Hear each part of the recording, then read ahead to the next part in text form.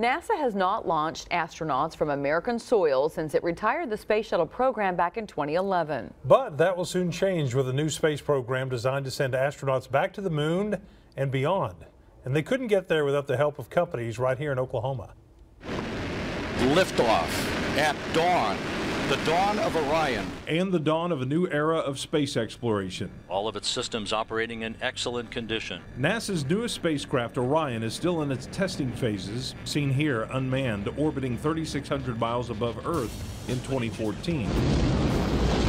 But soon its greater mission will be to launch astronauts with the most powerful rocket ever built to places farther than any human has ever gone before, deep space. That's the next grand frontier, and no telling what we'll discover when we're out there. NASA has spent the past several years perfecting the Orion capsule to carry astronauts on long-duration space flights. We traveled to Johnson Space Center in Houston to see a mock-up of the spacecraft. Deep space, you know, the vacuum of space, intense radiation. You've got to protect the astronauts that are inside. The further you get away from Earth, the more autonomous things need to be. And the federal agency is depending on companies around the globe to complete that mission, and Oklahoma's own are answering the call. We've got the nation's best and brightest building parts of the spacecraft. It's our belief that it's got to work right the first time, every time. At Frontier Electronic Systems in Stillwater, engineers designed some of the most critical systems on board Orion. Going to the moon or to Mars is going to take several months, even years to get there and back. Using high-tech automation, the company builds the electronics for the capsule's life support systems. Workers assemble some of those circuit boards by hand.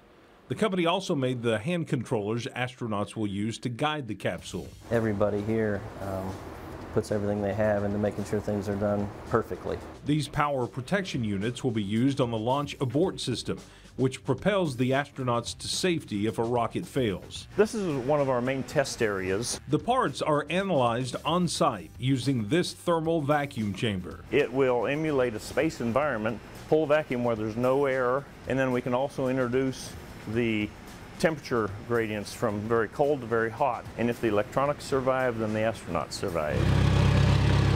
Once they pass the test, Frontier ships the parts to NASA. I think the employees all take a real sense of pride in knowing how important their work is. Taking humans on deep space explorations aboard a spacecraft Oklahomans help build.